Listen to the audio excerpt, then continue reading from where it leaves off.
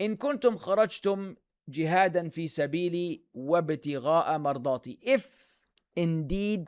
If you have come out for jihad, i.e. fighting, if it's involving other soldiers, because in Islam, warfare occurs between two armies. It is not terrorizing innocent civilians.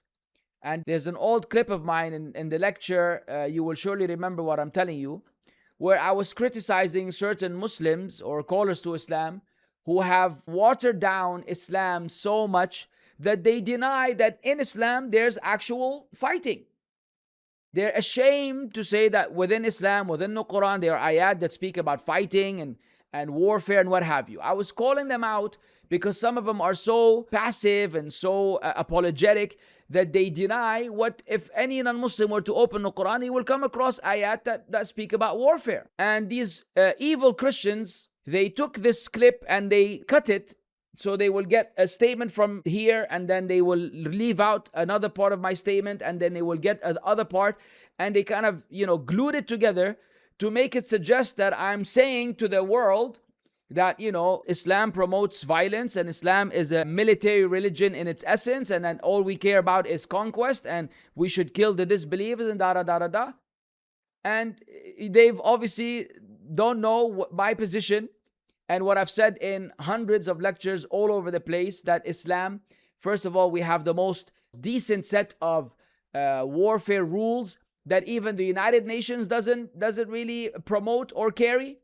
In Islam, you're not allowed to combat or to kill non-combatants. In Islam, you're not allowed to burn the enemy's trees, burn their homes. You're not allowed to attack their places of worship. You're not allowed to kill their livestock. You're not allowed to kill the elderly. You're not allowed to kill women. You're not allowed to kill children. You're not allowed to kill the people that are devoted to their religion, like priests and other religious figures. Right? And then when fighting occurs within Islam, it is for a noble objective, for the protection of Islam or for the spread of Islam.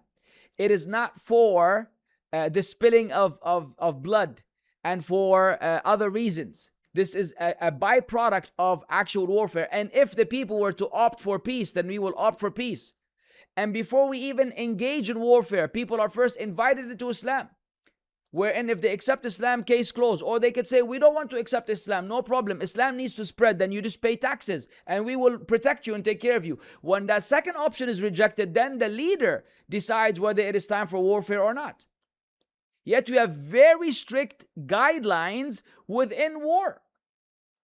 You're not allowed in Islam to go bomb a plane or a train or a building or kill innocent civilians in any country in the world in the name of Islam.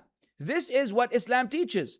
Do these disbelieving Christians have any dignity or shame or justice to really bother to ask me or to check my other videos? No, they get a clip and they make out of it something and they post it on their social media, and you could see the massive amount of verbal abuse that I receive.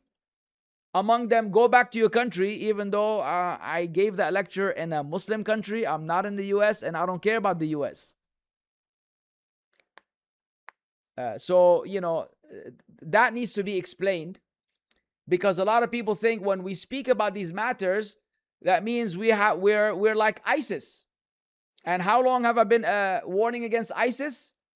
From the day they came into existence. How long have I been warning against terrorists and extreme radical Muslims? From the first day I grabbed the microphone and spoke about Islam. It's not like I went through phases where I was with them and then Allah guided me. From the first time I learned anything about Islam, I could tell, and I was, alhamdulillah, by Allah's grace, intelligent enough and wise enough and guided enough by Allah to be able to tell that these people are not representatives of Islam.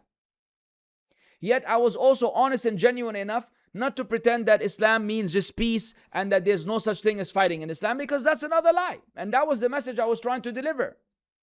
So supposedly they're happy that I'm being honest, but they misconstrued my word and they cut them out of context and they chopped the speech to give a message other than the one I delivered. Really lowly stuff from the worshippers of a man. May Allah guide them to Islam.